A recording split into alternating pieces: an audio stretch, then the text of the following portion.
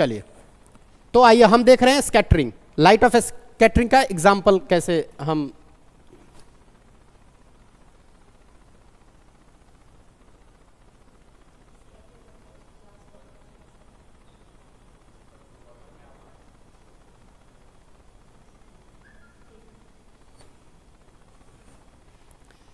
Scattering of light 3D animation. चलिए इसी को ले लेते हैं।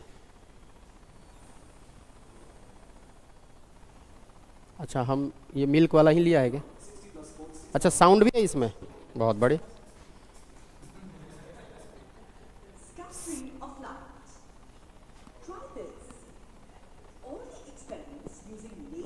ये मैं बता रहा हूं स्कैटरिंग ऑफ लाइट कैसे हो रहा है, ठीक है। एपरेटस मतलब एक कंटेनर ले लिया, एक लेजर ले लिया लाइट जलाने के लिए, इसमें वाटर ले लिया, मिल्क ले लिया। मिल्क वाला एग्जांपल बहुत सामान्य तौर से लोग समझ जाते हैं क्योंकि घर में अवेलेबल है, इसलिए सब लोग यही देते हैं, ठीक है।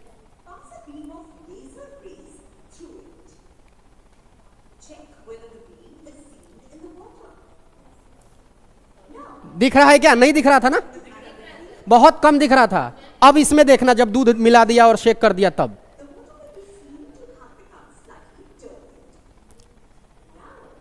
अब देखो दिखा। ये क्यों दिखा?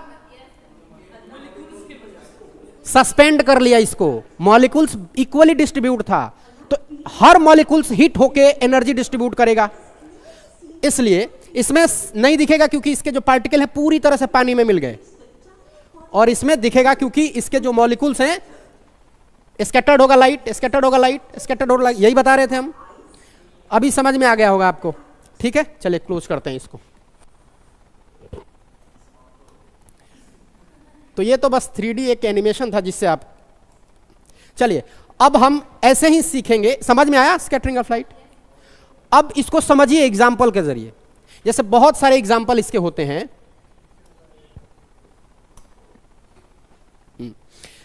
जैसे सूरज उगते समय लाल दिखाई देता है, आपने देखा है कभी? वो स्कैटरिंग की वजह से होता है। अब कहिएगा कि सर कैसे, इसको जरा समझिए। सूरज, पहला प्रश्न यही है कि सूरज उगते समय लाल क्यों दिखाई देता है? तो मैंने कहा कि स्कैटरिंग की वजह से, प्रकाश के प्रकीर्णन की वजह से। तो इसको समझेंगे कि क्यों प्रकाश के प्रकीर्णन से की वजह से होता है। तो मान लीजिए कि सूरज निकला, और मैंने आपको बताया था कि सूरज की रोशनी सफेद, जिसमें 7 कलर होते हैं। सूरज की रोशनी सफेद, और कितने कलर होते हैं? 7 कलर होंगे। तो चलिए मान लीजिए कि ये सूरज, मान लीजिए कि ये सूरज है, ठीक है, और ये रोशनी दे रहा है, ठीक है, और हम हैं यहां, ये पृथ्वी है, ठीक है, पृथ्वी है ये, ठीक, ये पृथ्वी है, ठीक है,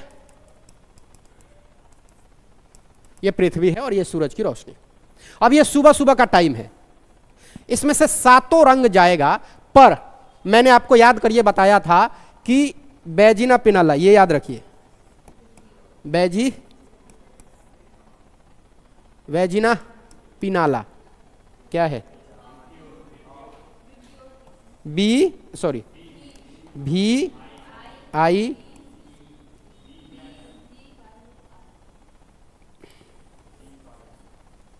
बिग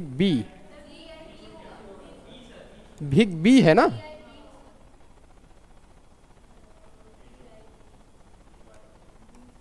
बिग जी ग्रीन, और येलो, ऑरेंज और रेड। कुछ छूट रहा है? नहीं, हो गया, ठीक है। तो मैंने कहा था कि यहां से अगर नीचे आओगे तो इसका जो तरंग दैर्घ्य है, लैम्डा है, वो घटेगा, और जब इधर से ऊपर चलोगे तो बढ़ेगा। और मैंने ये भी कहा था, रेले ने क्या कहा था? रेले ने कहा था कि जिसका तरंग दैर्घ्य ज्यादा उसका प्रकीर्णन कम, मतलब उसके फैलने की टेंडेंसी कम, मॉलिक्यूल्स में सस्पेंड होने की टेंडेंसी कम, और जिसमें वेवलेंथ बिल्कुल कम है उसका स्कैटर्ड करने की टेंडेंसी सबसे ज्यादा। यही बात कहा था रेले ने। अब सुन लीजिए, अब चूंकि यही काम है, इसमें से तो सातों कलर जा रहे हैं ना सूरज की रोशनी से। अब मान लीजिए कि सुबह सुबह होता क्या है कि सुबह सुबह जब सूरज निकल रहा होता है तो पृथ्वी से दूरी ठीक ठाक लेवल पे होती है, मतलब दोपहर के अपेक्षा यह दूरी जब निकल रहा होता है तो ज्यादा होती है, ठीक है, डिस्टेंस ज्यादा होती है। तो होता क्या है, चूंकि दूरी ज्यादा होने की वजह से और हमारे अर्थ के सामने आने की वजह से अभी अभी आ ही रहा होता है हमारे सामने और डिस्टेंस ज्यादा होता है, जैसे जैसे ऊपर चढ़ता है हमारे पृथ्वी के नजदीक आते जाता है, इसलिए धूप भी ज्यादा कड़ी लगने लगती है, ठीक। तो सुबह का टाइम है और ये ज्यादा दूरी पे है, तो इसमें से चलेंगे सातों रंग। ये मान लीजिए कि ये चला वैगनी कलर का चला, ठीक है, वायलेट कलर, फिर इंडिगो जामुनी कलर भी चला, फिर ब्लू कलर भी चला। लेकिन देखिए मैं कह रहा हूं कि ये जब सब कलर है इसमें फैलने की जो टेंडेंसी है वो ज्यादा है, स्कैटर्ड करने की टेंडेंसी ज्यादा है। तो दूरी पर ये ज्यादा ये सबसे ज्यादा कौन फैलेगा, ये फैल जाएगा, ये पहले ही फैल जाएगा। उसके बाद थोड़ा ऊपर, अच्छा ये जब शुरू में फैल गया तो सूरज देखना उसी हिसाब से पहले लाल दिखाई देगा, क्योंकि जब सुबह सुबह उगेगा तो सबसे दूरी पे रहेगा, तो ये फैल जाएगा, ये फैल जाएगा। जो बचेगा वो सिर्फ और सिर्फ लाल बचेगा, क्योंकि सबसे ज्यादा लैम्डा मतलब वेवलेंथ इसी का होता है, मतलब सबसे दूर सफर करने की जो टेंडेंसी होती है इसका होता है, रेड का होता है। तो चूंकि सूरज दूर है और पृथ्वी दूर है और बाकी सब पहले ही वातावरण में क्या होते हैं, मॉलिक्यूल्स में फैल जाते हैं, और फैलने की वजह से, इसी फैलने की वजह से आसमान आपको कैसा दिखाई देता है, नीला। आसमान का कोई कलर नहीं है, काला है। इसी फैलने की वजह से इसका असर ज्यादा होता है इन तीनों का। जो सबसे ज्यादा फैलेगा तो सबसे ज्यादा कौन फैलेगा, बैगनी, और उसके बाद इंडिगो, और उसके बाद ब्लू, और इन्हीं तीनों का फैलने का टेंडेंसी जाता है, इसलिए तीनों को मिला के आसमानी कलर बन जाता है, तभी हमको दिखता है, क्योंकि फैल जाता है आसमान में। इसी का प्रभाव वो दिखता है कि आसमान नीला दिखता है, ज्यादा फैल जाता है। बात समझ में आ रही है। और फिर सूरज चूंकि दूर है तो बाकी जो कलर है रास्ते में फैल जाते हैं, और जो दूर तक ट्रेवल करता है वो कौन सा कलर बचता है, रेड। क्या समझ में आया सूरज कैसे लाल दिखाई देता है सुबह सुबह। बाकी सब स्कैटर्ड हो जाते हैं, फैल जाते हैं, सस्पेंडेड हो जाते हैं धूल कण में, और जो बच गया वो क्या है, रेड कलर है। तो वो रेड कलर आपकी आंखों तक सफर कर लेता है सुबह सुबह, तो आपको लगता है कि ये लाल होता है सुबह सुबह। दरअसल लाल नहीं होता है, वो उसी कलर में होता है हमेशा से। दिक्कत यह है कि जो आपकी आंखों तक रोशनी पहुंच पा रही है वो लाल ही है, क्योंकि उसका तरंगदैर्घ्य ज्यादा है, उसका वेवलेंथ ज्यादा है, मतलब वो ज्यादा दूर तक ट्रेवल कर सकती है। और यही कारण है कि आसमान नीला दिखाई देता है। जैसे जैसे सूरज ऊपर उठता है, नजदीक जाता है, तो नजदीक आते आते फिर से सफेद दिखने लगता है हमको, ठीक है। लेकिन हाँ, क्या एक्चुअल रंग, सूरज तो सभी रंग देगा ना, क्योंकि वो रोशनी है, वो सफेद रंग का होता है, लाल लपट है, वो आग का ज्वाला है, लपट है। रोशनी जो हमारे सामने दिखती है उसको सफेद रोशनी मानते हैं, और रोशनी के एक ही सोर्स है, सन, जो हमारे अर्थ पे आती है, ठीक है। तो जब सूरज की रोशनी अगर हम मान रहे हैं तो हम मानेंगे कि वो व्हाइट रोशनी दे रहा है। सोर्स सूरज ही है रोशनी का, और रोशनी में ही 7 रंग छिपे होते हैं, इसलिए हम इसको बताते हैं। इसीलिए लाल दिखता है, बाकी नहीं दिखता है। और यही कारण है कि ऊपर आता है तो सफेद हो जाता है, ठीक, देखा है आपने। और आसमान का नीला दिखना समझ में आया। पानी जैसे ऊपर से देखेंगे तो नीचे जो दिखता है हमारा नीला कलर का जो पूरा अर्थ, वो इसी की वजह से दिखता है, क्योंकि फिर उसमें क्या हो रहा है, प्रकाश का स्कैटरिंग हो रहा है। फिर इसके बाद तो एक एग्जांपल समझ में, आकाश नीला क्यों दिखता है, उगते समय और डूबते समय लाल क्यों दिखाई देगा सूरज, आया समझ में, सबको आया समझ में। तो एग्जांपल के तौर पे लिख लीजिए कि सूरज उगते समय लाल। ये किसका एग्जांपल लिखवा रहा हूं मैं, प्रकाश का प्रकीर्णन लिख लीजिए। सूरज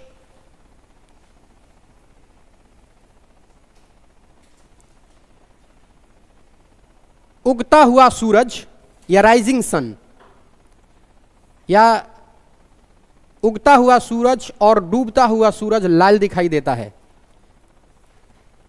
लाल दिखाई देता है। राइजिंग सन और सनसेट के टाइम पे सन लाल दिखाई देता है, किसके कारण दिखाई देता है? Scattering of light. तो स्कैटरिंग ऑफ लाइट आपका हेडिंग है ही, और उसी हेडिंग में ये एग्जाम्पल है, ये नोट कर लीजिएगा। परीक्षा में इस एग्जाम्पल के से प्रश्न किए जाते रहे हैं। खतरे में लाल रंग का प्रयोग करना, खतरे में लाल रंग का प्रयोग करना, क्यों क्यों होता है लाल रंग का? क्योंकि वेवलेंथ ज्यादा है तो ज्यादा दूर तक दिखाई दे सकता है। ठीक है, खतरे में लाल रंग का प्रयोग करना, खतरे में लाल रंग का प्रयोग करना, खतरे में लाल रंग का प्रयोग करना, खतरे में लाल रंग का प्रयोग करना। ठीक, खतरे में लाल रंग का प्रयोग करना। जैसे मान लीजिए इसको, आप वैसे तो आप समझ ही गए इसको कैसे लाल दिखाई देता है। खतरे में हो गया, उगते और डूबते सूरज लाल रंग। अगला एग्जांपल लिख लीजिए, समुद्र का जल भी प्रकीर्णन के कारण नीला दिखाई देता है। समुद्र का जल भी प्रकीर्णन के कारण नीला दिखाई देता है। समुद्र का जल भी प्रकीर्णन के कारण नीला दिखाई देता है। Good morning Sulekha, Surabhi good morning. प्रकीर्णन के कारण समुद्र का जल भी नीला दिखाई देता है। आसमान एवं पानी का रंग भी नीला दिखाई देता है प्रकाश के प्रकीर्णन के कारण। आसमान और पानी का रंग, आप समझ पा रहे हैं कि ये नीला क्यों दिखाई दे रहा होगा? क्योंकि बाकी सब कलर मॉलिक्यूल्स में सस्पेंड हो जाते हैं, तो मिल गया पूरी तरह से मॉलिक्यूल्स के साथ, तो ऑब्वियसली है वो नीला दिखाई देगा। जिसका तरंग दैर्घ्य है, जिसका वेवलेंथ कम होगा वो फैलेगा, तो नीला दिखाई देने का मतलब ये तीनों पहले ही फैल जाता है। कौन कौन? ये वाला। और इसी का प्रभाव है कि नीला क्योंकि पानी में उसके मॉलिक्यूल्स में मिल जाता है पूरी तरह से, फैलने की टेंडेंसी जाता है। नहीं फैलने वाला कलर कौन है? इसकी टेंडेंसी इनसे कम है और सबसे ज्यादा लाल की है। चलिए, तो ये बात लिख लिया आपने। एक बार और बता दें, अच्छा बोल दे, कौन सा लाइन बोले? आसमान एवं पानी का रंग नीला दिखाई देता है, किसके कारण? प्रकाश के प्रकीर्णन के कारण। चंद्रमा से अंतरिक्ष को देखेंगे तो अंतरिक्ष काला दिखाई देता है। यह प्रश्न इतने बार पूछा है, ठीक है, हाँ लिख लीजिए। चंद्रमा से अंतरिक्ष को देखते समय, चंद्रमा से अंतरिक्ष को देखते समय अंतरिक्ष काला दिखाई देता है।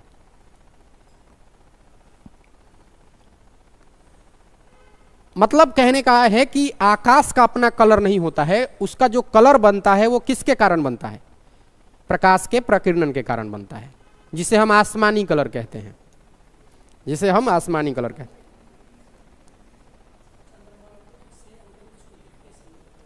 हाँ, चंद्रमा को अंतरिक्ष को दिखते समय अंतरिक्ष काला दिखाई देता है। अंतरिक्ष का काला दिखना,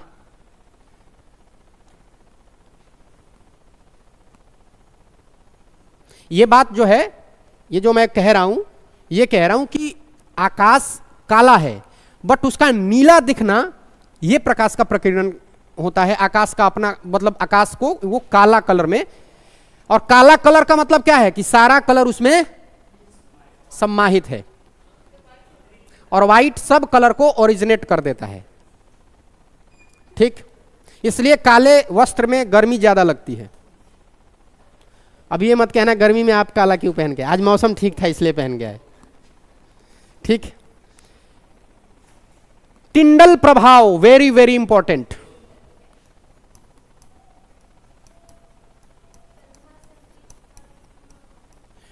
हाँ, नहीं, ये जो मैं एग्जांपल दे रहा हूं ये ऐसा होता है, बट उसका नीला कलर जो दिखता है ना, ये क्या होता है? प्रकाश के प्रकीर्णन के कारण। ये तो मैंने बताया कि चंद्रमा से अंतरिक्ष को देखेंगे तो क्या होगा, ये काला दिखाई देगा। ठीक है, ये बताया हमने कि हाँ, ये नहीं मतलब अगर काला दिख रहा है तो ये प्रकीर्णन के कारण ही होता है, क्योंकि चंद्रमा आपको काफी पास में है सूरज के। जैसे मतलब आप मतलब पृथ्वी के कंपेयर में वो अंतरिक्ष में है, तो उसको जब अंतरिक्ष को देखेंगे तो वो काला दिखाई देगा। ये जो काला दिखाई देना है ये भी प्रकाश के प्रकीर्णन के कारण ही दिखाई देगा, तो इसमें आप सेट कर लीजिए। अब ये टिंडल प्रभाव का नाम सुना है आपने? टिंडल प्रभाव, टिंडल प्रभाव जानते हैं आप लोग? इसको भी हम वीडियो से देख के समझेंगे, ऐसे नहीं समझ सकते। रोशनदान, कभी वेंटिलेटर जो देखें घर में, जो खिड़की होता है ऊपर, और मौसम ठंडे का हो और उससे रोशनी आती है, तो आपने देखा होगा कि रे, हाँ, तो ऐसा लगता है कि कुछ या ठंड के मौसम में, ये दरअसल होता कब है? जब हमारे पर्यावरण में, सुनो भैया सुनो, जब हमारे पर्यावरण में, हमारे आसपास जब पानी के मॉलिक्यूल्स सस्पेंड हो जाते हैं, सस्पेंड का मतलब उसमें फंस जाते हैं, तब सूरज की रोशनी आती है, तो एक अलग तरह का रेज निकलती हैं जिसको आप देख पाएंगे, तो उस प्रभाव को टिंडल इफेक्ट कहते हैं। अब आप इसको ऐसे नहीं समझ पाइएगा, मैं इसको चित्र से दिखा देता हूं कि वो चित्र जैसे देखिएगा आप समझ जाइएगा कि हाँ यही है सर। ठीक है, एक बार फिर से देखिए।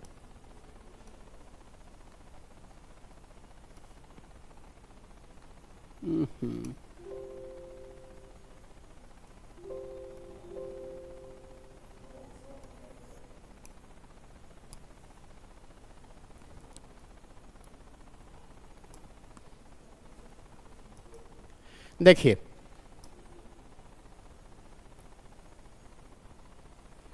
यह है टिंडल इफेक्ट, हमको देखना है।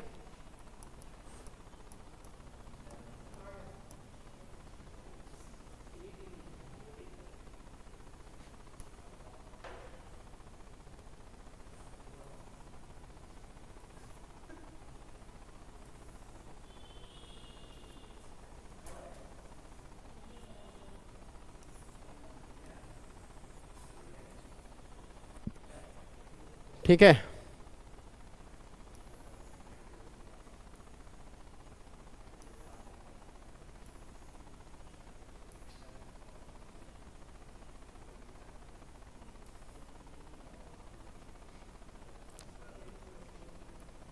हालांकि ये क्लियर नहीं है, मैं इमेज ही दिखा देता हूं आपको। ठीक है,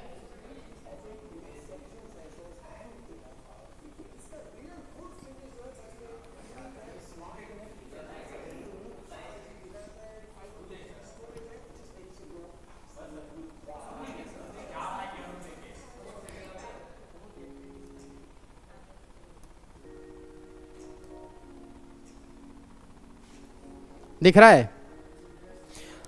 तो देखिए, ये लेजर लाइट है, ग्लास है, फिर वही मिल्क वाला एग्जांपल ले लिया, मतलब इसमें जो रोशनी है और इसका रोशनी का जो प्रभाव है वो बता रहा है। ये कुछ ज्यादा ही चिल्ला चिल्ला टकर रहा है।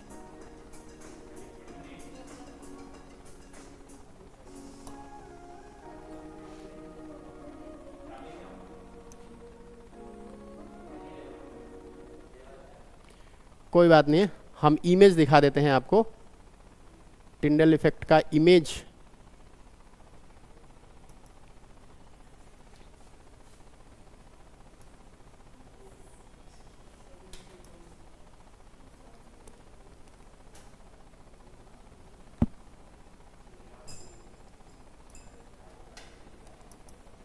ठीक है, मेरे ख्याल से आप समझ गए होंगे टिंडल इफेक्ट।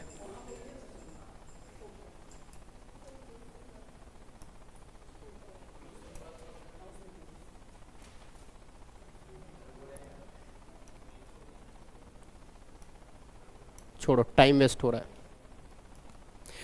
तो टिंडल इफेक्ट ये है, जब आप घर में देखते हैं किसी छोटे से कमरे में लाइट आना, या कभी कभी ऐसे आपको प्रतीत हो जाता है कि बारिश हुआ है और ठंड का मौसम है और सूरज की किरणें बिल्कुल स्पष्ट दिखाई दे रही हों, उस वक्त है, हाँ, घने जंगल में भी दिखाई देगा, घने जंगल में ज्यादा दिखाई देगा।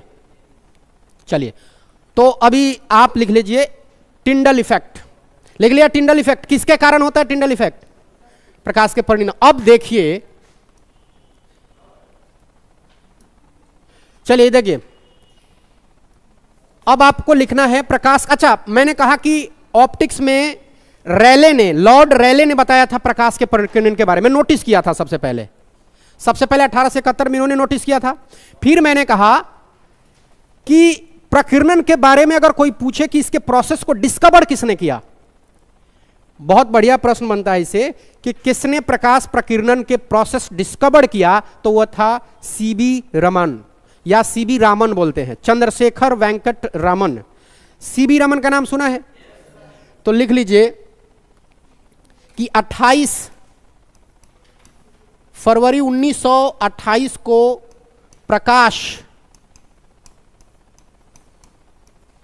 प्रकीर्णन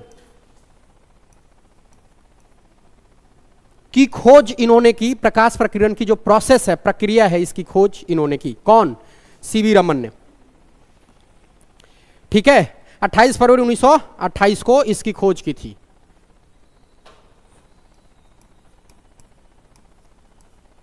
प्रकाश प्रकीर्णन की खोज की थी। और फिर इसके लिए, इसी प्रकाश के प्रकीर्णन के प्रोसेस को जब इन्होंने बताया था, इसके लिए 1930 में, 1930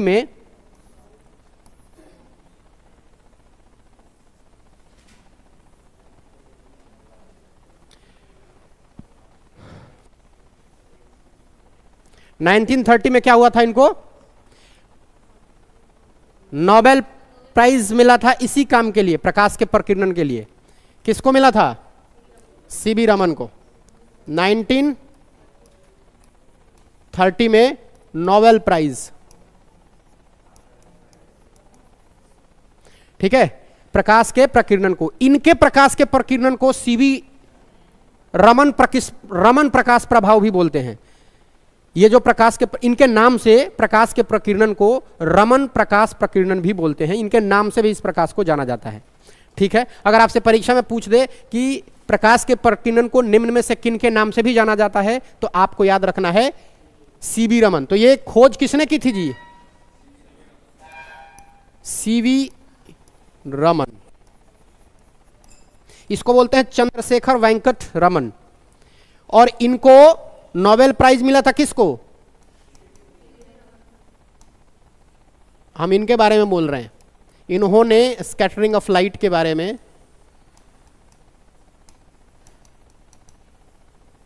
बताया। ठीक है, और इसके बाद हुआ क्या कि 1900 बाद में, मतलब 1930 में तो नोबेल प्राइज मिला, 1950 के दशक आते आते इनको फिर भारत रत्न से भी नवाजा गया। भारत रत्न भी मिला। तो ये 3 चीज मिला इनको। किसके लिए? प्रकाश के प्रकीर्णन को, स्कैटरिंग ऑफ लाइट के खोज के लिए। नोटिस किसने किया था इसको? रेले ने। लेकिन इस पूरे प्रोसेस को ठीक से समझाया किसने? इसलिए डिस्कवर के मामले में इनका नाम आता है चंद्रशेखर वेंकट रमन का। ठीक है, लिख लीजिए 1954 में उन्हें भारत रत्न से भी नवाजा गया। 1954 में उन्हें इस उत्कृष्ट कार्य के लिए, इस उत्कृष्ट कार्य के लिए 1954 में भारत रत्न से नवाजा गया। मतलब भारत रत्न भी मिला था इनको, सीवी रमन को, इसके लिए। तो स्कैटरिंग ऑफ लाइट का जो यहां कॉन्सेप्ट है हम खत्म करते हैं। अब हम आगे पढ़ेंगे लाइट का विवर्तन, प्रकाश का विवर्तन। प्रकाश के विवर्तन को बोलते हैं diffraction of light.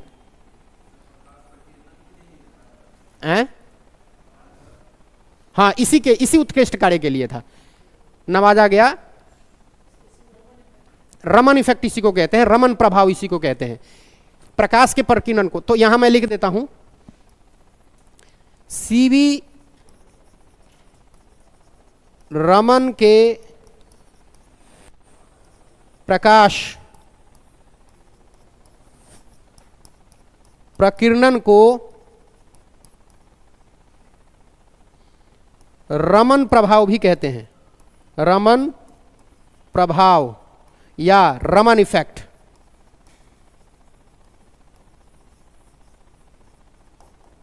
Raman effect भी कहते हैं इन्हीं के नाम से। अगर इस तरह से प्रश्न आए कि प्रकाश प्रकीर्णन को एक और नाम से जानते हैं, निम्न में से किस वैज्ञानिक के नाम पे, तो रमन इफेक्ट इसको बोलते हैं। और इसका खोज हुआ था 28 फरवरी 1928 को। 1930 में इनको नोबेल प्राइज मिला था। 1954 को भारत रत्न मिला था इसी काम के लिए, वेंकट रमन को। ठीक है, चलिए अब लिखिए डिफ्रैक्शन, हेडिंग डालिए नया, डिफ्रैक्शन। इसको बोलते हैं विवर्तन। टिंडल नहीं लिखवा है। टिंडल प्रभाव किसके कारण होता है, बस इतना लिखना है कि वो प्रकाश के प्रकीर्णन के कारण होता है। टिंडल प्रभाव प्रकाश के प्रकीर्णन के कारण होता है, लिख लीजिए। टिंडल एक इफेक्ट है, टिंडल एक इफेक्ट है। वो इफेक्ट किसके कारण दिखाई देता है, तो स्कैटरिंग ऑफ लाइट के कारण दिखाई देता है। लिख लीजिए Tyndall effect scattering of light के जरिए दिखाई देता है। अगर समझना है इसको तो बस इतना कहते हैं कि जब पानी के मॉलिक्यूल्स में कुछ मॉइस्चर में सनलाइट जब इंगेज हो जाते हैं या पार्टिकल सस्पेंड हो जाते हैं, सस्पेंडेड हो जाते हैं, उसमें मिल जाते हैं, तो जो नया एक इफेक्ट बनता है उसको बोलते हैं टिंडल इफेक्ट। अब आइए विवर्तन या डिफ्रैक्शन।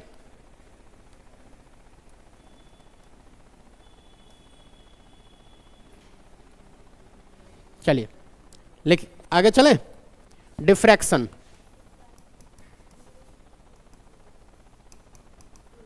विवर्तन, इसको ठीक से समझिएगा। विवर्तन नाम सुना है पहले? ठीक है। इसमें क्या होता है, इसमें एक फॉरेनहॉफर नाम का एक व्यक्ति था। इसके पहले अलग अलग क्षेत्रों में लोगों ने इस पर एक्सपेरिमेंट किया है, लेकिन अगर ऑप्टिक्स में पूछे जाए, लाइट में इसकी खोज किसने की थी, तो फॉरेनहॉफर ने की थी। इसकी खोज किसने की थी, विवर्तन की, फॉरेनहॉफर ने। क्या उन्होंने बताया था, उन्होंने कहा था कि देखिए अगर आप मान लीजिए कि यहां से लाइट पास करा रहे हैं, पहले समझ लीजिए यहां से लाइट पास करा रहे हैं, ठीक, और ये लाइट जब किसी बैरियर से गुजरेगा, मान लीजिए कि ये लाइट एक बैरियर से गुजर रहा है, ये लाइट है बट हमने ये बैरियर यहां लगा दिया है, ठीक, ये है लाइट की रोशनी। तो कहता है कि ये जो लाइट है, ये लाइट कुछ यूं हो जाएंगी, ठीक है। जितना इसके बैरियर की बीच की दूरी कम होगी, लाइट उतना ही ज्यादा विवर्त करेगा, उतना ही ज्यादा डिफ्रैक्ट होगा। कहने का मतलब है कि ये यहां से शुरू करेगा और जाके फिर बाद में क्या होगा, ये जो आपने ये जो बैरियर लगाया था, इस पूरे पर लाइट अपना प्रभाव बता देगा। मतलब ऐसा नहीं होगा कि उधर लाइट का प्रभाव नहीं होगा, लाइट उसके छाया में भी प्रवेश कर जाएगा। मतलब मान लीजिए कि लकड़ी है, लकड़ी को आप सूरज से ढक दीजिए, तो इसका मतलब ये थोड़ी है कि लकड़ी के पीछे अंधेरा हो जाएगा। लाइट उसको पास करके भी अपना प्रभाव दिखा देगी। ऐसे वहां तक तो ठीक है, फिर इधर से आएगी और उसका प्रकाश का जो प्रभाव है उसके छाया क्षेत्र में भी पड़ेगा, शैडो एरिया में भी पड़ेगा। यही प्रकाश का डिफ्रैक्शन है, ठीक है। अब यह डिपेंड करता है कि आप इसका जो रुकावट है, जो बैरियर है जिससे आप इसको रोक रहे हैं लाइट की किरणों को, उसके बीच में गैप अगर ज्यादा है तो ये जो प्रभाव है, सिकुड़ने का जो प्रभाव है वो कम होगा। मान लीजिए कि अब लाइट जा रही है इधर, ठीक है, अब हमने यहां तक बैरियर लगाया, बाकी छोड़ दिया, तो बस नॉर्मली जाएगा लाइट जैसे जा रहा था। थोड़ा सा कम बैरियर, कम रुकावट पैदा करेंगे, बहुत कम रुकावट पैदा करेंगे, नैरो करेंगे, तो इसमें जो डिफ्रैक्शन होगा वो ज्यादा होगा। और कम रुकावट पैदा होगा, बहुत मतलब ज्यादा दूरी पे रखेंगे तो उसका डिफ्रैक्शन बहुत कम होगा। तो ज्यादा और कम का डिफ्रैक्शन कैसे हो रहा है, आप अगर बैरियर के बीच की दूरी, मतलब प्रकाश पास होने के बीच की दूरी कम रखेंगे तो डिफ्रैक्शन अधिक होगा, और ज्यादा आराम से पास होगा तो फिर तो डिफ्रैक्शन होगा ही नहीं। इसी बात को लिखना है लैंग्वेज में, तो इस बात को लिख लीजिए। फिर से हम समझाएंगे, दिखाएंगे आपको, वीडियो दिखाएंगे, आप चिंता मत करिए कैसे डिफ्रैक्शन हो रहा है। लिखिए, इसकी खोज किसने की थी, पहले तो ये लिख लीजिए, फ्रॉनहोफर, ऐसे नाम लिखता है ये, फ्रॉनहोफर या फ्रॉनहोफर,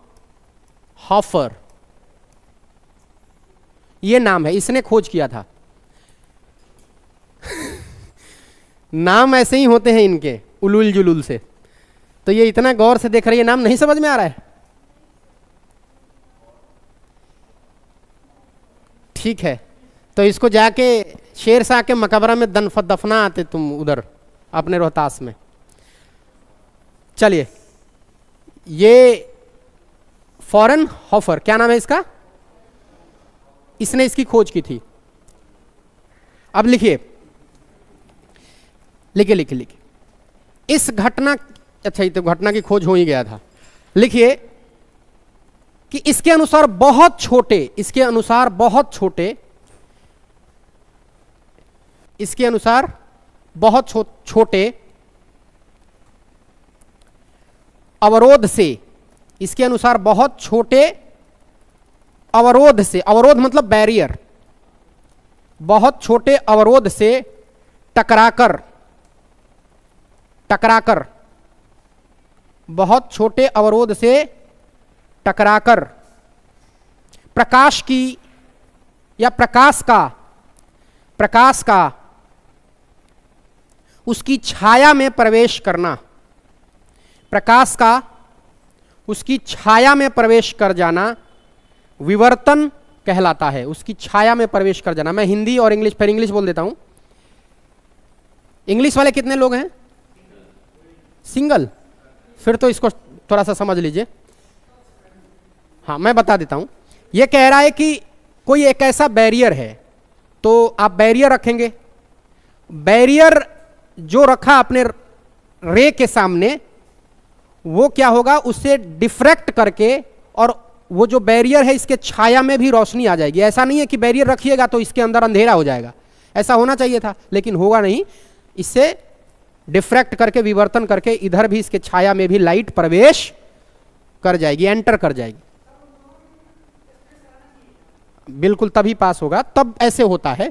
पास हम रखते हैं थोड़ा सा, इसके जगह पे हम एक गैप रखते हैं। ये गैप ये पता करने के लिए डिफ्रैक्शन कितना हो रहा है, मतलब हम छोटा या बड़ा करके ये बता सकते हैं कि इसमें डिफ्रैक्शन कितना होता है। बिल्कुल, उसमें थोड़ा गैप रखेंगे तो हमको डिफ्रैक्शन पता चलेगा। लाइट कैसे आ रही थी और बाद में कैसे जा रही है, तो हम इसको एग्जाम्पल के तौर पे है, चित्र बनाइए। ऐसे ही होगा चित्र। अभी दो चित्र मैं बना देता हूं, दोनों चित्रों पे लिखिएगा। पहला तो ऐसे लिखिए, ये चित्र बनाइए।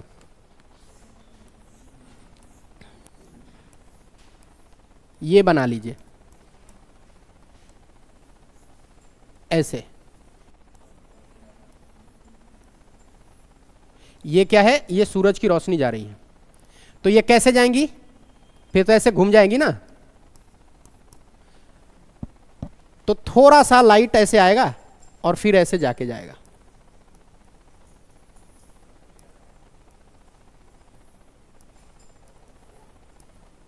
जो बीच वाली रोशनी है वो तो बराबर ही जाएगी। ऐसे होके रोशनी जब पास होती है तो इसको बोलते हैं, ये जो ऐसे जो हुआ विवर्तन, ये विवर्तन है। ठीक है, कोई दिक्कत? अगर मान लीजिए कि वाइड गैप दे रहे हैं तो स्मॉल डिफ्रैक्शन इफेक्ट होगा। जैसे ये क्या है, अगर हम बोले कि वाइड गैप है, अगर गैप वाइड होगा तो डिफ्रैक्शन कैसा होगा? Diffraction effect, small diffraction effect. ठीक है, जब ये गैप क्या होगा, वाइड होगा। अब देखिए, अब दूसरा एग्जांपल में देख लीजिए। मान लीजिए कि ये रोशनी जा रही है,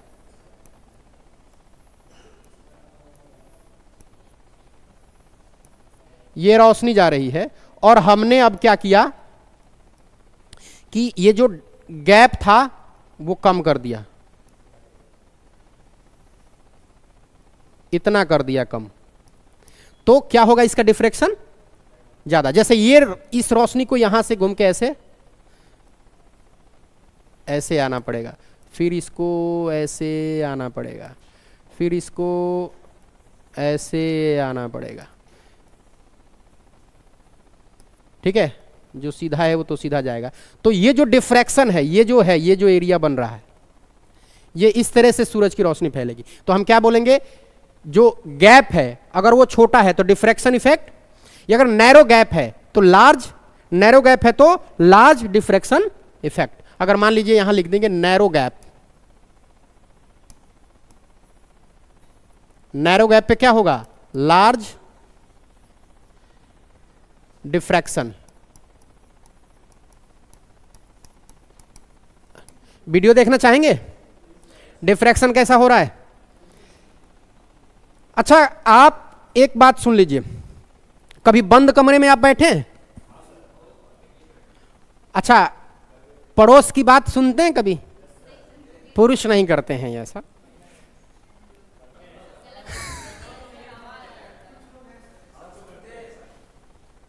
सुनिए, आज सबके पास ये थोड़ा बहुत गुण होता है कि थोड़ा मतलब सुने कि क्या चल रहा है।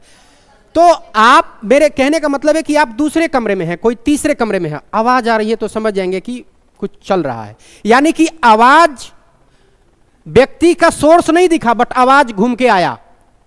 तो आवाज क्या होता है, आवाज ये जो मैं क्वालिटी बता रहा हूं, बच्चे सुनो, ये जो क्वालिटी बता रहा हूं ये लाइट के लिए बता रहा हूं, पर लाइट ऐसे डिफ्रैक्ट नहीं होता है। लाइट को डिफ्रैक्ट करने के लिए 10⁻⁻7 मीटर का बैरियर लगाना पड़ेगा, जो सामान्य जीवन में पॉसिबल नहीं है। इसलिए लाइट ऐसा नहीं होता कि ऐसे, जैसे मैं यहां हूं और कोई यहां से टॉर्च जलाए तो टॉर्च दरवाजा से निकलेगा, फिर इधर आएगा, फिर मेरे पास आएगा, फिर मुझे देखेगा, ऐसा होगा? लेकिन वहां कोई बात करेगा तो ध्वनि क्या होगी, पहले दरवाजा से टकराएगी, फिर इधर टकराएगी, फिर इधर आएगी और फिर इधर मेरे कान में आएगी। जैसे ये एक घर है और इस घर में ऐसे कमरे हैं और ये पड़ोसी का घर है, ये पड़ोसी का घर है ठीक, ऐसे ये आपका घर है मान लीजिए, और ये दो मतलब अपने ही घर के दो भाइयों की दो बीबियां, एक यहां है और एक यहां है, ये कुछ बात कर रहे हैं अपने। तो इसकी आवाज क्या है, ये मान लीजिए गेट है तो यहां से आएगी और इसके गेट मान लीजिए यहां है तो यहां से घूमेगी और इसके कान में जा सकती है। तो आवाज ऐसे आ सकती है, ध्वनियां आ सकती हैं, लेकिन क्या लाइट ऐसा आ सकता है? तो यही मैं बताने की कोशिश कर रहा हूं कि सामान्य लाइफ में लाइट का डिफ्रैक्शन संभव नहीं है। तो फिर पढ़ाया क्यों? पढ़ाया इसलिए कि तब संभव है जब 10⁻⁻7 मीटर का कोई बैरियर लगाओगे, तब ऐसा संभव है कि लाइट, मतलब ऐसा, मतलब जो सामान्य तौर से पॉसिबल नहीं है। साउंड ऐसा करता है, ठीक है, साउंड ऐसा करता है। मैं आपको वीडियो के जरिए इसका विवर्तन दिखला देता हूं, डिफ्रैक्शन दिखा देता हूं कि कैसे होता है डिफ्रैक्शन। लाइट में सामान्यतः विवर्तन नहीं होता है बट इसके लिए बैरियर लगाना पड़ेगा एक साइज का, 10⁻⁻, लगभग 10⁻⁻7 मीटर, ठीक है। मैं इसको लिखवाऊंगा, पहले ये वीडियो देख लो फिर मैं लिखवाऊंगा। इस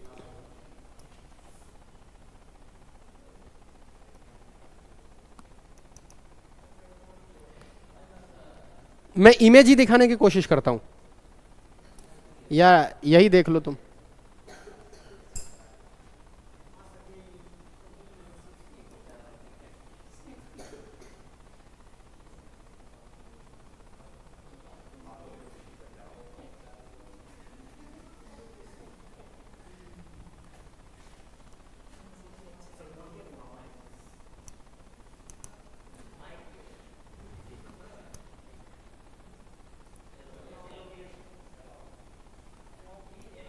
अच्छा, अलाउ करना था।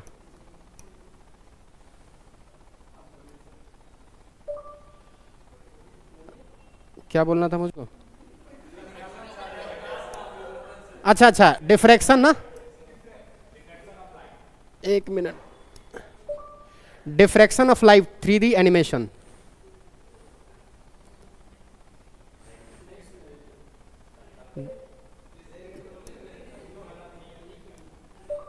Diffraction of light 3D animation.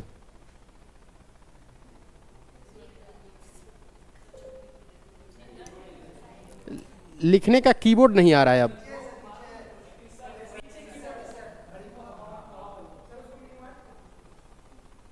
अरे diffraction, diffraction of light, 3D animation, ठीक, 3D है ये, देखते हैं।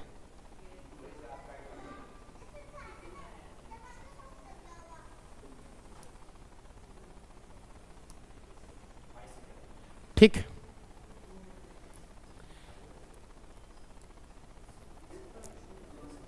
लाइट वेव का डिफ्रैक्शन देखिए, लाइट बंद करेंगे तो फिर दिक्कत आ जाएगी। ठीक है, मैं समझाऊंगा अगर कुछ देगा तो। जैसे ये बैरियर है और ये सोर्स है, यहां से गया तो ये इस तरह से जाएगा, मतलब बेंडिंग होके जो वेव जाएगा, वेव जाएगा, ध्यान रखिएगा। और लाइट एक वेव है। लाइट क्या है? वेव है। किसने कहा था लाइट वेव है? किसने कहा था? बहुत बढ़िया। किसने कहा था बताओ? नहीं याद नहीं है? अरे तुम लोगों का जान मार देना चाहिए।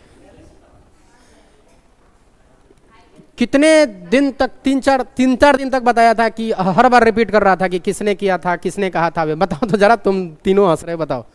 बीच वाले आप बताइए भाई साहब। अच्छा पहले समझ लीजिए इसको, फिर हम पूछेंगे। देख रहे हैं आप, बैरियर को छोटा किया, गैप को छोटा किया तो क्या हुआ? ये वेव ऐसा जा रहा है, वेव।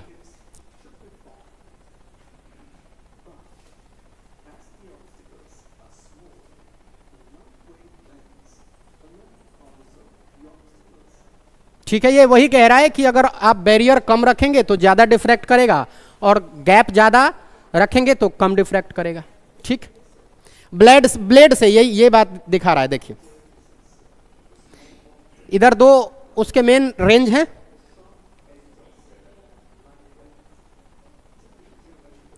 अब इसके यहां से जाना चाहिए, बट ये क्या हो रहा है, लाइट इससे निकल के पूरा फैल रहा है प्रकाश ब्लेड के तरफ से।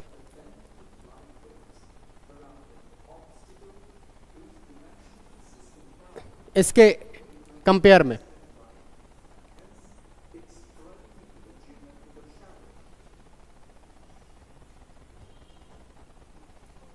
ठीक है, ऐसे बहुत सारे एग्जाम्पल आपको देखने को मिल जाएंगे। अब हम जरा इसके बारे में लिखें। क्या समझ में आ रहा है? डिफ्रैक्शन समझ में आया? तो डिफ्रैक्शन आपको भूलना नहीं है। अब इसके एग्जाम्पल जो परीक्षा में आपसे पूछे जाते हैं वो ध्यान रखने। चलिए इसको थोड़ा सा लिख लीजिए, डिफ्रैक्शन में लिख लीजिए। क्या? हाँ हाइजेन ने बोला था। अच्छा आपने बोला था? अच्छा सुने नहीं हम। चलिए आपका कंप्लेन दर्ज किया गया। पढ़ाई करिए आप, आपको याद था? तो बोले नहीं। आप लोगों में से किसको याद था ये बात? बहुत बढ़िया। चलिए एक एग्जाम्पल लिखिए, एग्जाम्पल लिखिए। थोड़ा लंबा एग्जाम्पल है बट मैं समझा दिया था, वो चलेगा कि बंद कमरे में से साउंड सुनाई दे देगा बट लाइट नहीं दिखाई देगी, क्योंकि इसका कारण है कि लाइट को विवर्त करने के लिए, डिफ्रैक्ट करने के लिए 10⁻⁷ मीटर का बैरियर होना चाहिए। तो क्या इसको लिखना जरूरी है? यह लंबा एग्जाम्पल हो जाएगा बट मैंने समझा दिया। ठीक है, प्रकाश वैसे पूछता है कि बताओ कि प्रकाश का जो विवर्तन है किस पे निर्भर करता है, तो आप क्या बोलिएगा? किस पे निर्भर करता है? अवरोध के आकार के, मतलब जो बैरियर है उसका आकार कैसा है, इस पे डिपेंड करता है। तो अगर परीक्षा में प्रश्न पूछे कि डिफ्रैक्शन ऑफ लाइट निर्भर करता है, तो पहले समझ लोगे तभी ना। अब कितना आसान हो गया ये अगर पूछ दे तो। वैसे पूछता तो नहीं बताते, मैं जानता हूं, अब पूछेगा तो बता सकते हैं आप। ठीक है, अब अगला टॉपिक लीजिए। प्रकाश का विवर्तन, size of barrier, depends on size of barrier. अब लिखिए पोलराइजेशन। इसका इसका एग्जाम्पल वही है कि नहीं, मैंने बताया तो कि बंद कमरे में आवाज़ सुनाई देती है, बट प्रकाश अगर बंद कमरे से आप किसी दूसरे जगह पर ट्रांसफर करना चाहें तो वो नहीं जाएगी, क्योंकि डिफ्रैक्शन नहीं हो पाता है। चलिए, ध्रुवन, पोलराइजेशन, क्या लिखेंगे? ध्रुवन या पोलराइजेशन। देखिए, पोलराइजेशन Z से भी लिखते हैं, ध्रुवन बोलते हैं, ध्रुवन या पोलराइजेशन। किसका पोलराइजेशन हो रहा है? लाइट का। अच्छा, कभी ऐसा देखा है आपने कि मतलब सन के प्रकाश में काले काले चश्मे लगा के कुछ महिलाएं, कुछ पुरुष कम, महिलाएं ज़्यादा निकलती हैं? क्या कारण है? बड़े बड़े काले काले चश्मा क्यों लगा के चलती हैं? क्योंकि धूप का प्रभाव चकाचौंध न करे उनकी आंखों को, और उनको ये महसूस हो कि धूप कम है। यही है ना मतलब? क्या करता है मतलब? वो क्या किया? पोलराइज्ड किया है। किसने? चश्मा ने। ठीक। कभी देखा है कि बस चालक का जो शीशा होता है वो भी जो सामने देखता नीचा नहीं होता, कहने का मतलब जो हेडलाइट वाला मेन मिरर होता है, सामने से लाइट आती है तो वो चकाचौंध से बचाने के लिए उसमें एक तरह का फिल्म लगाया जाता है जिससे कि वो चकाचौंध ना हो, डायरेक्ट लाइट आए और आंख पे ना पड़े, क्योंकि शीशा चकाचौंध कर देता है, मतलब प्लेन शीशा रहे तो। लेकिन एक खास तरह की चीजें होती हैं। तो पोलराइजेशन का मतलब होता है कि एक ऐसा चीज जो लाइट को एक जगह मोड़ दे, बहुत सारे लाइट को क्या करे? एक ध्रुव में, एक सेंटर में कर दे। ठीक है? तो जैसे आप इस कांच के बाहर देखिएगा तो आपको लगेगा धूप कम है, जब निकलिएगा तो पता चलेगा रे धूप ज्यादा है। मतलब कर क्या रहा है ये कांच? ये कांच क्या कर रहा है कि आप के पास आने वाला जो लाइट है, जो किरण है, उसको क्या कर रहा है? प्रभाव का कम कर रहा है, प्रभाव कम कर रहा है, मतलब उसको किसी दूसरे दिशा में भेज रहा है, तभी ना आपको कम दिखाई दे रहा है। जी, चश्मा पे तो यही होता है। ठीक है? तो आप लिख लीजिए इसका पोलराइजेशन का, लिख रहे हैं? ध्रुवन लिखिए। किसी भी तरंग, अच्छा तरंग मैं बार बार बता रहा हूं, जब तरंग बोलूंगा तो तरंग दो तरह के होते हैं, ये अभी अगले चैप्टर में ही डिस्कस करेंगे। ठीक है? फिलहाल जानने के लिए जान लीजिए कि देखिए, ये जो प्रकाश हम पढ़ा रहे थे, ये तरंग का एक रूप है, इसको बोलते हैं अनुप्रस्थ तरंग। क्या बोलते हैं? अनुप्रस्थ तरंग। ठीक है?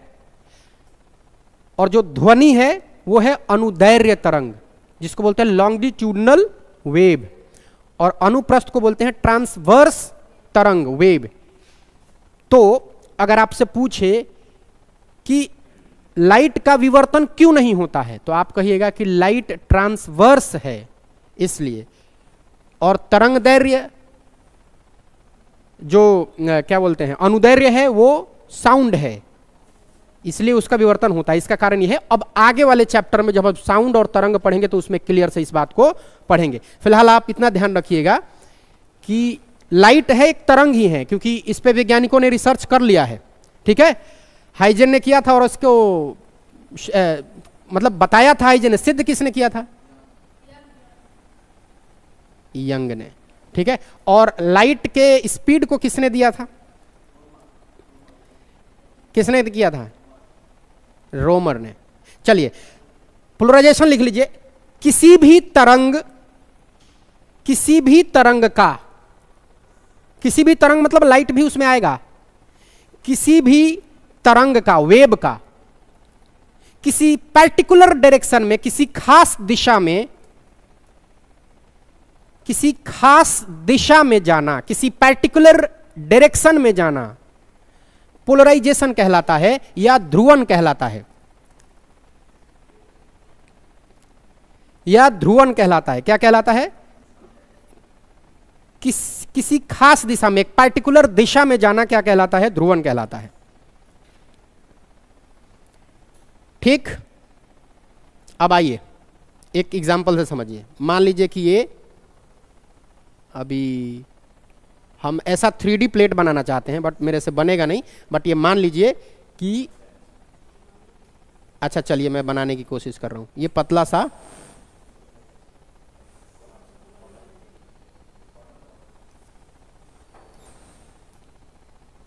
ठीक है मान लीजिए, और इधर से हम एक लाइट वेव कर रहे हैं। ऐसे लाइट वेव मान लीजिए जा रहा है, इधर से पास करने का कुछ रास्ता है, मान लीजिए इससे हम पास करा रहे हैं। तो ये आके और इसमें क्या होगा, इस फिल्म ने इसको एक दिशा दे दिया, एक खास एरिया में मोड़ दिया। ठीक है, तो कुछ यूं हो गया, ये थोड़ा सा पतला कर दिया, इसको एक खास डायरेक्शन दे दिया। पहले तो बहुत ये सोर्स से आ रहा था। ठीक है, इसको भी हम 3D में दिखाएंगे तो आपको समझ में ज्यादा आएगा। एक सोर्स से दिखा रहा था, बट एक बैरियर ने इसको क्या किया कि इसको एक दिशा, एक फोकस्ड करके भेज दिया। नहीं समझे आप? एक बैरियर के जरिए इस पूरे लाइट को एक दिशा मिल गई। ठीक है, पहले ये मान लीजिए बिखर के जा रहा था, बस एक बैरियर में गया। जैसे 3D फिल्म देखें आप, तो इन सब का उदाहरण मैं बोलूंगा कि किस किस का आपसे पूछूंगा। ये पूछा जाता है 3D फिल्म किसके लिए होता है, किसका कारण है कि 3D फिल्म आपको ऐसे दिखता है। ऐसे लगता है जैसे आपके सामने कुछ गिर रहा है, और वो चश्मा जो आपको दिया जाता है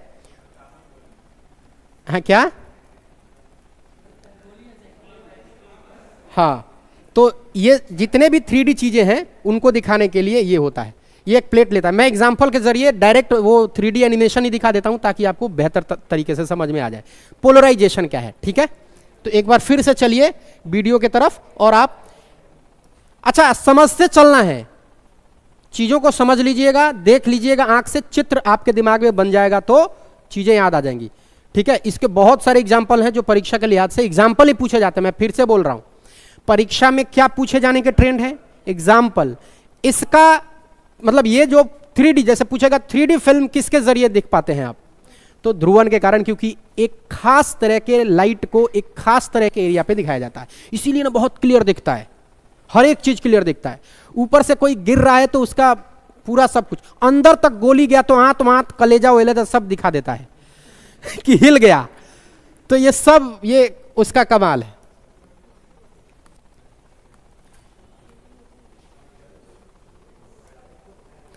क्या देखना था हमें? अच्छा, वो पोलराइजेशन।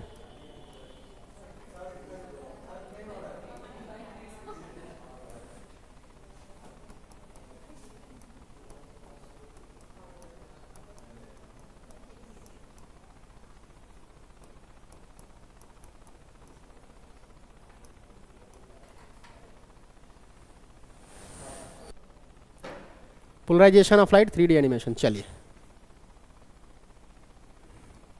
कौन ज़्यादा बेहतर दिखाई देगा आपको? पहले इसको देख लेंगे, फिर हम इसको देखेंगे, इसको भी देखेंगे, तीनों एग्जाम्पल को देखेंगे। पहले हम यही देख लेते हैं। लाइट के वजह से कोई दिक्कत तो नहीं आ रही है? अब ये जो मैं बोल दूंगा ना, अब आपको जीवन भर नहीं भूलना है। पोलराइजर, ध्रुवन, अरे साउंड कम कर, लाइट है। ठीक, लाइट का सोर्स बताया था मैंने।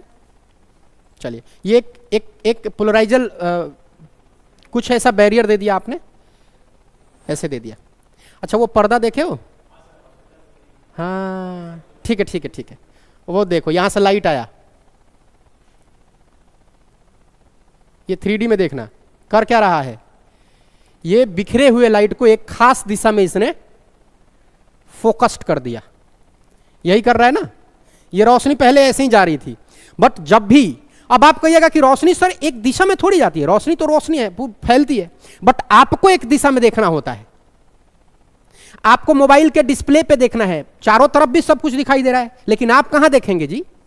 आपको जहां काम है वहीं देखेंगे ना। तो ये दे रहा है, इसका मतलब है कि ये आपको उधर देखना है, तो उस पे लाइट जाके, और ये भी देख लीजिए, ये दरअसल उसका वेव बता रहा है। अभी जब आप उसमें जाएंगे तरंग वाले चैप्टर में तो वेव को ज्यादा बढ़िया से समझ पाएंगे। ये लाइट को क्या कर रहा है, एकदम पूरा प्रोसेस देखिए। ये फैला हुआ लाइट, ये थोड़ा सा उसको अंदर का काम कर रहा है, ये ठीक है, राइट हैंड पोलराइजेशन दिखा रहा है। और ये 12वीं क्लास में नहीं जाना है, बस आपको इतना समझना है कि पोलराइजेशन का मतलब क्या होता है। लाइट को खास दिशा में मोड़ता है, जिससे चकाचौंध से लोग बचते हैं, 3D इमेज बनता है, तमाम तरह की चीजें होती हैं। ठीक है, इसको काटिए, हो गया, आगे बढ़े। अब चलिए, अब लिखिए इसके बारे में।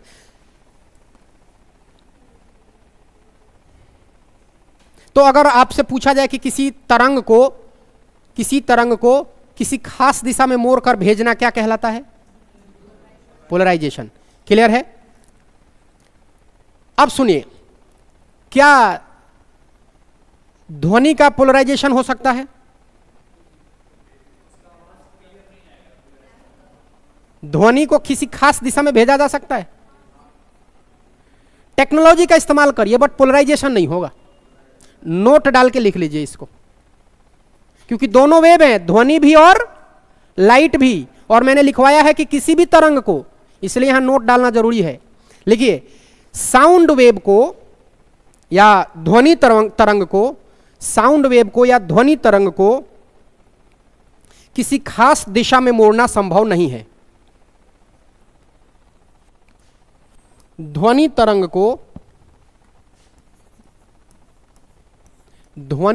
को किसी खास पार्टिकुलर स्पेसिफिक डायरेक्शन में, दिशा में, इसको लिख लीजिएगा, स्पेसिफिक डायरेक्शन में मोड़ना संभव नहीं है। इसलिए ये नोट लिखवा रहा हूं मैं, इसलिए ध्वनि के साथ या साउंड के साथ पोलराइजेशन की घटना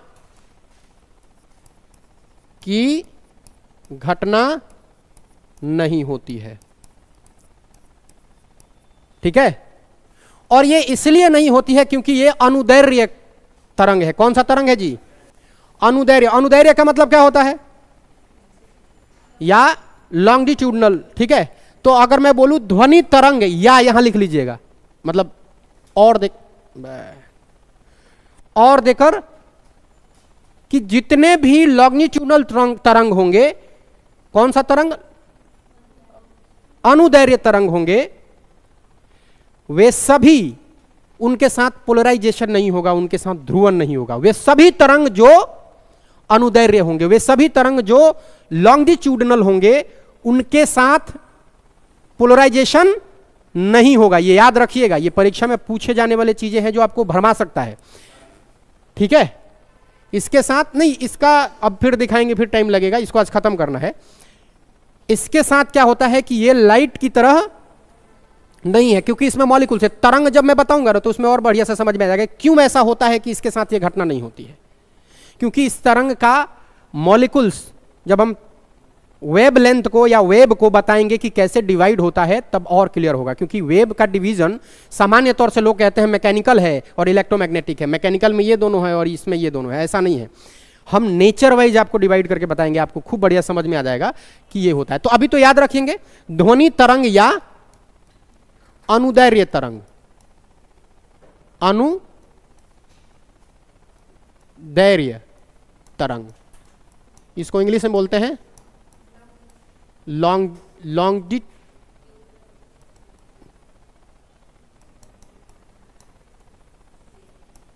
वेव, लॉन्गिट्यूडनल वेव। ठीक है? या अनुदैर्घ्य तरंग। ये क्या आप समझ गए? ये लाइट के साथ होता है, बिल्कुल लाइट के साथ संभव है। लेकिन लाइट के साथ क्या संभव नहीं था? बोलो।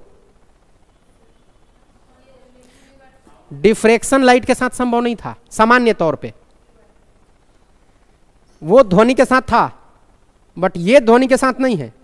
पोलराइजेशन ध्वनि के साथ नहीं है। इसलिए याद रखिएगा, जब भी प्रश्न पूछेगा, तो मैं प्रश्न का नेचर बता रहा हूं, जब भी प्रश्न इस तरह से पूछेगा पोलराइजेशन पे या डिफ्रैक्शन पे, विवर्तन पे, तो दोनों ऑप्शन रहेंगे आपको। विवर्तन भी ऑप्शन में रहेगा और पोलराइजेशन भी ऑप्शन में रहेगा। तो बहुत फर्क करके देखिएगा। पोलराइजेशन का मतलब होता है मोड़ना। अब आप सामान्य तौर से देखिए कि दूसरे कमरे में से आवाज आ सकती है, मतलब इसका डिफ्रैक्शन हो रहा है, ठीक है।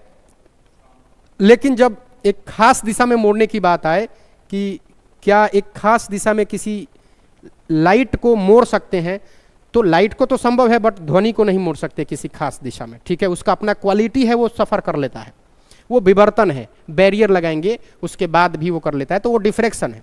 बट इसमें पोलराइजेशन में ध्वनि के साथ ये घटना संभव नहीं है। तो लिख लीजिए दूसरा पॉइंट, प्रकाश तरंग या अनुप्रस्थ तरंग। अनुप्रस्थ तरंग मतलब ट्रांसवर्स वेव। लिखिए, प्रकाश तरंग या अनुप्रस्थ तरंग को किसी खास दिशा में मोड़ना संभव है। प्रकाश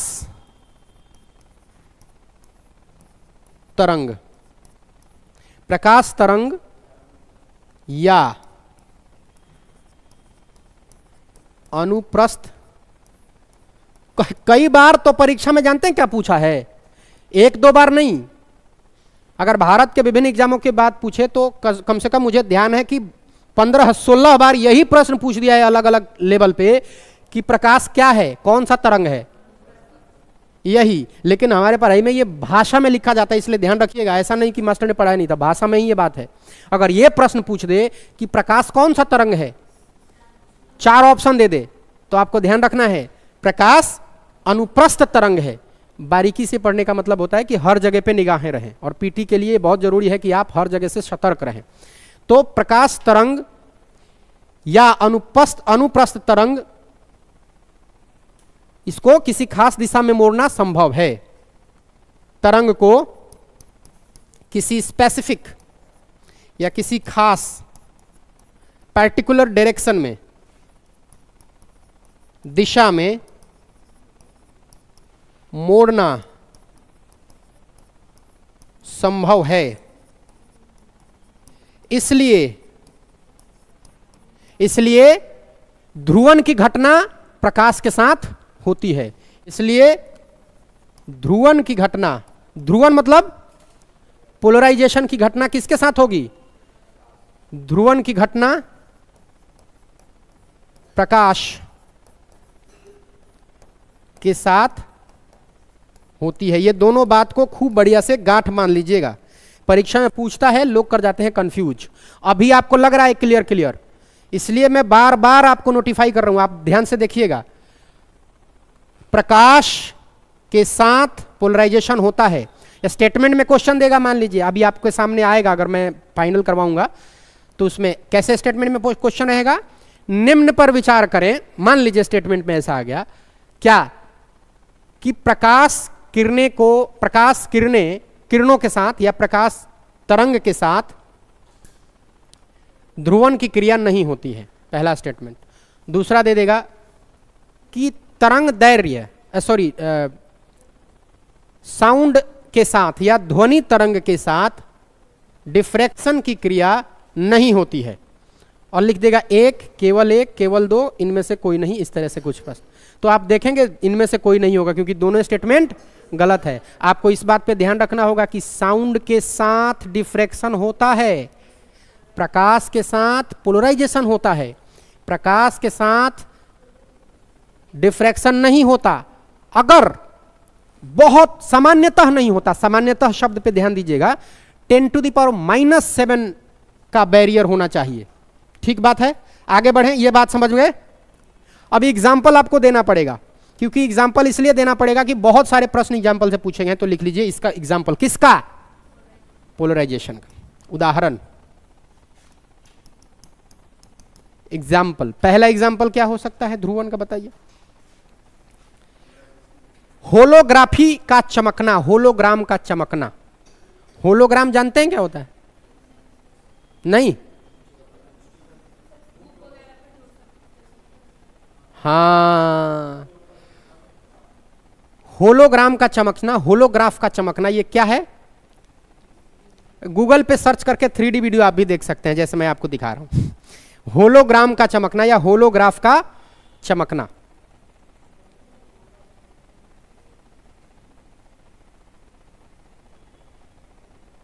अच्छा, वाहन में पोलराइड का इस्तेमाल किया जाता है ताकि चकाचौंध से इनकी आंखें बच सकें। तो लिख लीजिए, पहला तो लिख लिया आपने, होलोग्राफ या होलोग्राम का चमकना, ये किसके वजह से होता है? अगर ये आज से पहले परीक्षा में आ जाता तो बना पाते, कर पाते? अगर ठीक से दिमाग पे होता तो कर पाते, लेकिन अब करिएगा, क्योंकि इसका चमकना, क्योंकि ये पोलराइजेशन है, प्रकाश को एक जगह मोड़ रहा है, तभी वो चमक रहा है ऐसा। दूसरा उदाहरण लिखिए, वाहनों में या जो गाड़ियां हैं उसमें, वाहनों में पोलराइड, पोलराइड का मतलब एक वैसा वस्तु जिससे प्रकाश खास दिशा में मोड़ दिया जाए, एक स्पेसिफिक डायरेक्शन में घुमा दिया जाए, उसको बोलते हैं पोलराइड। पोलराइजेशन का मतलब ध्रुवण, और पोलराइड का मतलब जिसके वजह से पोलराइजेशन हो। तो वाहन में पोलराइड का उपयोग किया जाता है, शीशा पे वाहन में पोलराइड का इस्तेमाल या उपयोग किया जाता है हेडलाइट में,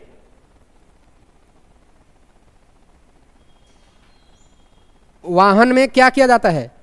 पोलराइड का उपयोग किया जाता है, वाहन में पोलराइड का उपयोग किया जाता है। हो गया? हाँ, फिर लिखिए दूसरा, हेडलाइट में जिसके कारण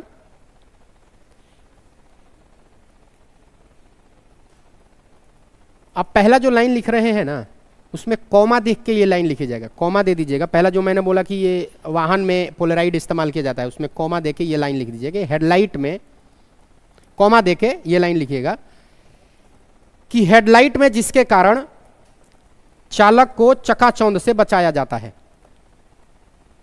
हेडलाइट में जिसके कारण चालक को चकाचौंध से बचाया जाता है, यानी कि हेडलाइट में इसका यूज करेंगे जिससे कि आपको क्या हो, चकाचौंध से बचाया जा सके। अच्छा, त्रिविमीय चित्र समझते हैं? 3D कैसे बनता है? मतलब जिसका हर एक एंगल से एक Z डायरेक्शन में भी चित्र बने। जैसे 2D बोलेंगे तो 2D बोलने का मतलब होता है कि ऐसे वर्टिकल और हॉरिजॉन्टल, ये होगा y एक्सिस और ये होगा x एक्सिस, ठीक है। लेकिन जब मैं 3D बोलूंगा तो एक इमेजिनरी लाइन जाएगा जो इसके अंदर तक, ये है z एक्सिस।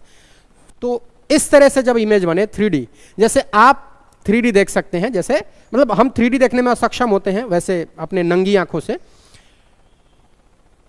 ये जो भी हमें चीजें दिखाई दे रही हैं अभी हमारे आसपास, ये जो चीजें दिखाई दे रही हैं हमारे आसपास, ये हम 2D देखते हैं। लेकिन जब बात एक इस 2D के अंदर की हो, जैसे मैं इस प्लेन पे अगर मैं आपको बताऊं कि 3D कैसे दिखेगा, तो इसके अंदर के जो चीजें हैं वो अगर दिखने लगे आर पार या चारों तरफ से, तब आप बोलिएगा 3D। तो 3D इमेज को हम पोलराइजेशन के मदद से देख सकते हैं, ठीक बात है। तो अगर आपसे पूछा जाए कि त्रिविमीय चित्र निम्न में से किसके उदाहरण या किसके द्वारा प्रतिबिंबित होता है, तो आप क्या बोलिएगा? ध्रुवण के कारण। ये पूछा गया प्रश्न है, लिख लीजिए। 3D या त्रिविमीय, 3D को बोलते हैं त्रिविमीय। 3D ध्रुवण की घटना पर आधारित होता है। 3D किसके घटना पर आधारित होता है? ध्रुवण के घटना पे, पोलराइजेशन की घटना पर होता है। पोलराइजेशन की घटना पर होता है, मतलब हम ध्रुवण के वजह से 3D चीजों को देख पाते हैं, 3 डायमेंशनल चीजों को देख पाते हैं।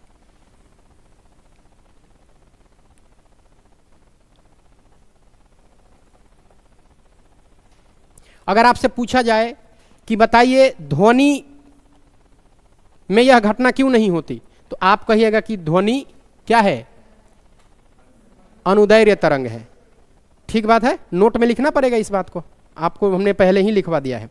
अब आगे हेडिंग दारिए व्यतिकरण, या इसको बोलते हैं इंटरफेरेंस। व्यतिकरण या इंटरफेरेंस, व्यतिकरण या इंटरफेरेंस, व्यतिकरण, व्यतिकरण या इसको इंग्लिश में बोलते हैं इंटरफियरेंस, इंटरफेरेंस। लाइट का आखिरी टॉपिक चल रहा है, इंटरफेरेंस, इंटरफेरेंस। अब आप मुझे बताइए कि यंग साहब ने जो प्रूफ किया था हाइजन की बात को, हाइजन ने कहा था कि लाइट एक वेव है, लाइट में वेव नेचर है, लेकिन प्रूफ किया था यंग साहब ने। तो यंग साहब ने किस मेथड से ये प्रूफ किया था कि ये तरंग है? हाँ, यही बात लिखवाए थे हम कि इंटरफेरेंस के, बताया था ना कि इंटरफेरेंस बताएंगे। अभी याद रखिए कि इंटरफेरेंस के मदद से इन्होंने साबित किया, क्या साबित किया? लाइट एक तरंग है, यंग ने। तो यहां इंटरफेरेंस समझेंगे। तो बताइए इंटरफेरेंस को किसने बताया? यंग ने। ठीक है, तो इंटरफेरेंस लिख लिया आपने। पहले इसको समझ लेते हैं, फिर हम देखते हैं क्या होता है। ये वैसा ही लाइन खींचते हैं और यहां से लाइट को हम पास कराते हैं। ठीक है, जैसे मान लीजिए एक लाइट रे है, यहां से एक लाइट रे आई, ठीक है, ये लाइट रे है, ये लाइट रे जा रही हैं और दो किरणें जा रही हैं इसमें से। मान लीजिए ऐसे एक टाइम के लिए दो बीम हम क्रॉस करा रहे हैं और दोनों का फ्रीक्वेंसी और एम्पलीट्यूड दोनों सेम है, आयाम और आवृत्ति दोनों सेम है और इससे पास हो रही हैं। तो इससे जब ये वही कंपन है जब किसी पानी में कंकर डालते हैं, वो गाना सुना है, ठहरे हुए पानी में कंकर न मारे सांवरिए दिल में हलचल सी मच जाएगी। ये मैं बता रहा हूं, ऐसा ही होता है। लाइट में हलचल पैदा होती है, मतलब दो लाइट समान आवृत्ति और समान आयाम के एक दूसरे पर अध्यारोपित हो जाएं। ये दो लाइट है और दोनों लाइट एक दूसरे पर टकरा जाएं तो दोनों लाइट में एक बहुत बारीक वेव जनरेट होंगी, उसको बोलते हैं हम व्यतिकरण। इंटरफेरेंस हो रहा है, एक दूसरे पर अध्यारोपित, मतलब ये वाला लाइट इस पे चढ़ जाएगा, ये वाला लाइट इस पे चढ़ जाएगा और ये प्रक्रिया ज्यादा तक ऐसे फैलती जाएंगी। मतलब समझ रहे हो क्या हो रहा है? एक दूसरे पे ये अध्यारोपित हो रही हैं और एक ऐसा बढ़िया फिल्म तैयार हो जाता है, उसको बोलते हैं इंटरफेरेंस। इसको देखना जरूरी है 3D से, ये 3D से बेहतर समझ में आएगा। मैं एक मिनट में मैं आपको दिखा देता हूं, फिर हम इसके एग्जाम्पल पे चलेंगे। क्या मैंने बोला था? समान आवृत्ति की लाइट दो एक दूसरे पर अध्यारोपित होती हैं, डिफ्रैक्शन पे अध्यारोपित नहीं हो रही हैं। और ना उसमें हमने फ्रीक्वेंसी की जिक्र की थी, ना हमने उसमें एम्पलीट्यूड की जिक्र की थी। इसमें समान आवृत्ति की होने चाहिए। अभी लिखवाऊंगा इसका डेफिनेशन, अभी देखिएगा क्या फर्क है। इसमें दो रे बीम जाएंगी और दोनों एक दूसरे पर अध्यारोपित होंगी, तब जो फिल्म तैयार होता है वो इंटरफेरेंस का होता है। अभी आप इमेज देखिए, इमेज नहीं फिल्म ही देख लीजिए। क्या हम बता रहे थे? इंटरफेरेंस। ये हम लोगों ने फर्स्ट ईयर में एक्सपेरिमेंट किया था, फर्स्ट ईयर के सेकंड सेमेस्टर में बड़ी एक्सपेरिमेंट लैब में हमने एक्सपेरिमेंट किया था इसका। होलोग्राम कैसे चमकता है, ये पहला ही प्रोजेक्ट था, हमको समझ में आता नहीं था, मास्टर 2-3 बार क्लास से बाहर कर दिया। तो लड़कियां तेज होती हैं एक्सपेरिमेंट में। चलिए क्या है ये? इंटरफेरेंस ऑफ लाइट है, राजस्थान टेक्निकल यूनिवर्सिटी, मतलब बढ़िया कॉलेज है। 9F फ्लाइट आ गया भाई।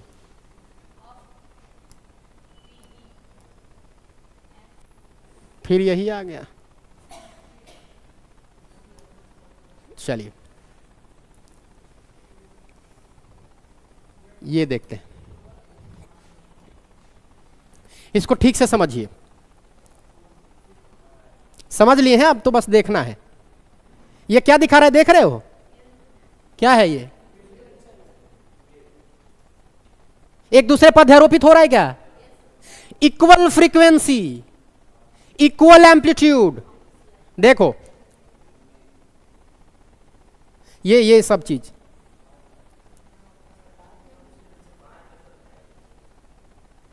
दोनों तरफ से दिखा रहा है, घुमा रहा है तुम्हारे सामने।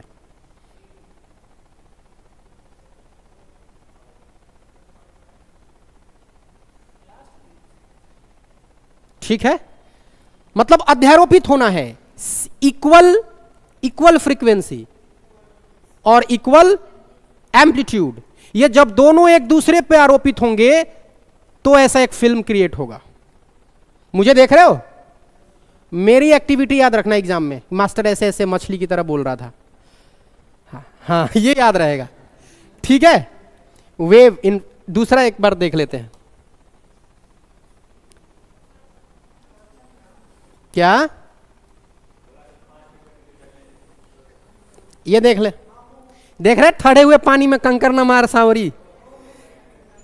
ये क्या हो रहा है पता है? पानी में ऐसे कंकर मार रहा है और ये दो आदमी मार रहे हैं। देखिए, देखो, इधर से मार रहा है, इधर से मार रहे हैं, दोनों इंटरफेरेंस हो रहा है। और ये बहुत बारीक लेवल पे होता है, इतना छोटा लेवल पे होता है, इसकी सारे कण एक लेवल के थोड़ा सा ऊपर आते हैं। बस ऐसा नहीं कि बिल्कुल वो समुद्र की लहरें, वो लहर नहीं है, मतलब हाँ, वो इक्वल फ्रीक्वेंसी में बोल रहा है ना। तो ऐसे बताएंगे कि दोनों का स्पीड समान चले, इस तरह से। समझ में आई बात? अब इसको लिख लो जल्दी से और यहीं करते हैं लाइट को समाप्त। आखिरी पॉइंट, कल शुरू होगा साउंड और वेव। लिखिए, और बहुत बहुत एग्जाम्पल इसके पूछे गए हैं।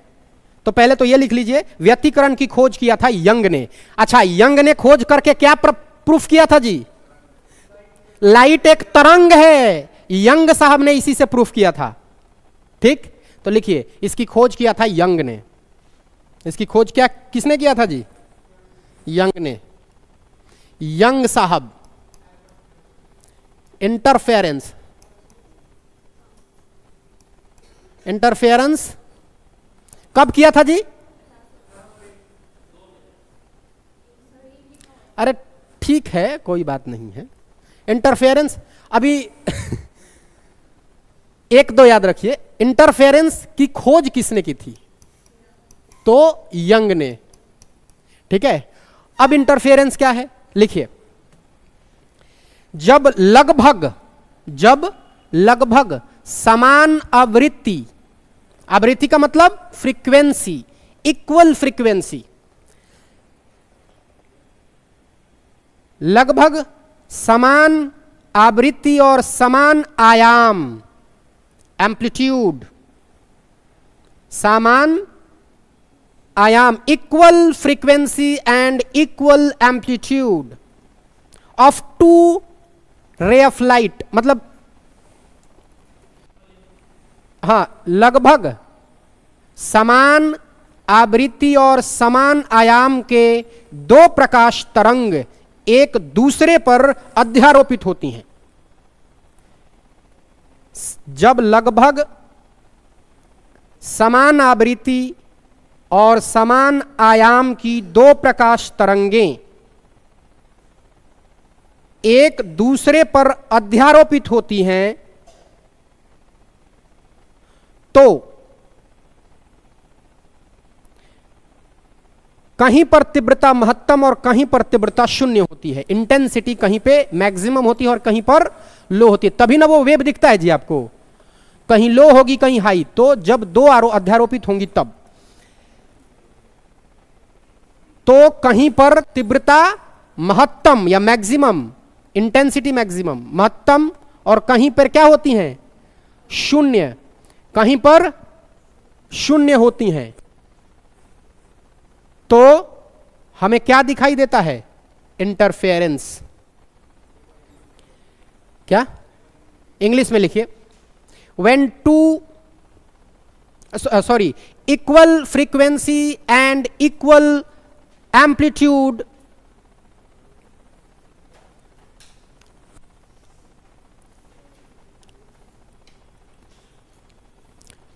ठीक है,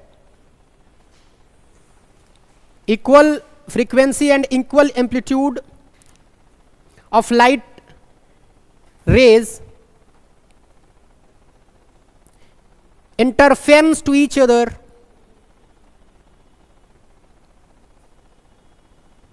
interfere to each other, हाँ इंटरफेयर करते हैं, अध्यारोपित होते हैं।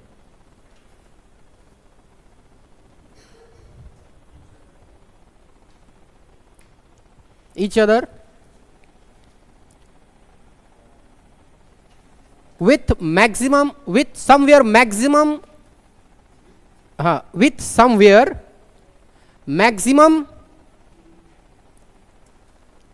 intensity and minimum intensity shows the interference of the light।